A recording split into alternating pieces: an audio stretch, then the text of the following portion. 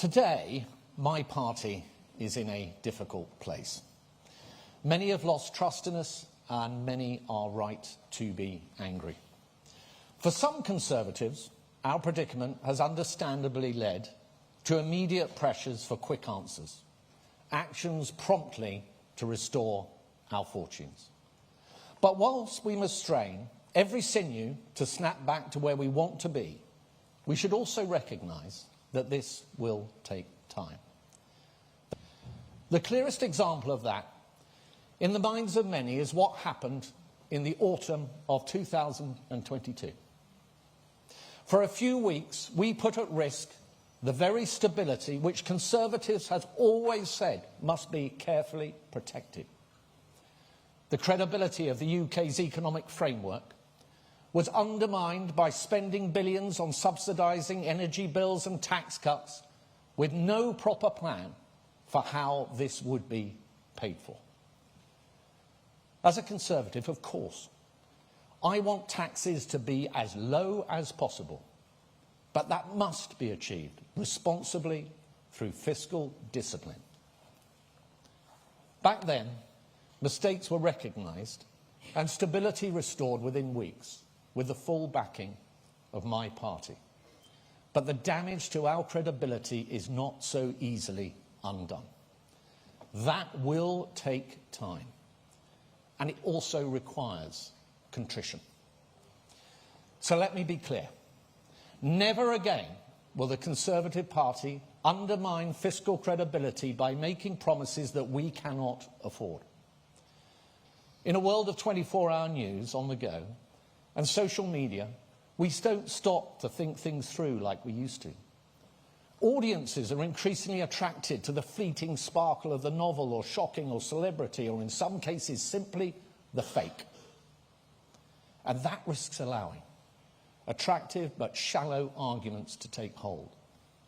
Populists, in particular, claim there are easy answers to our problems, telling voters what they want to hear without any credible plan as to how they might deliver.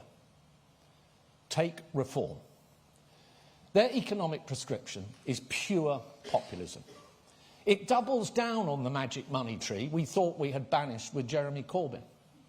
They would plough ahead with huge additional welfare spending, as well as tax cuts, with no plan for how to pay for any of it. We must be radical in our prospectus, but we must be grounded in the principles of stability and responsibility. Going into the pandemic, we had completely eliminated the current budget deficit, and the debt-to-GDP ratio had begun to fall.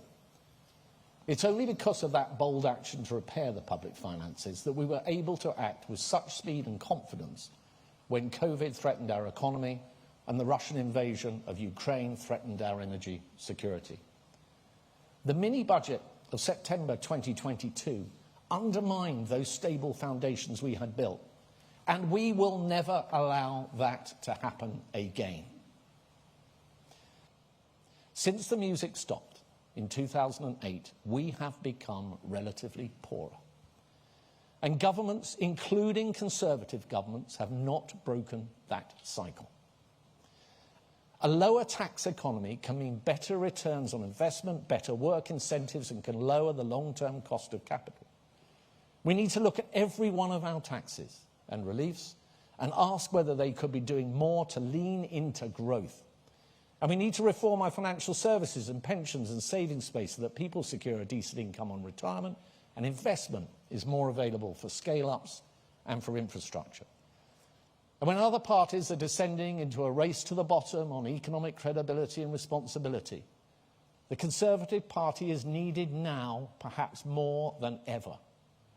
But to win the fight, we will need thoughtfulness.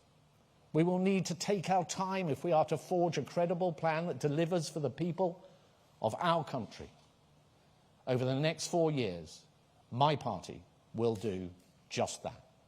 Thank you.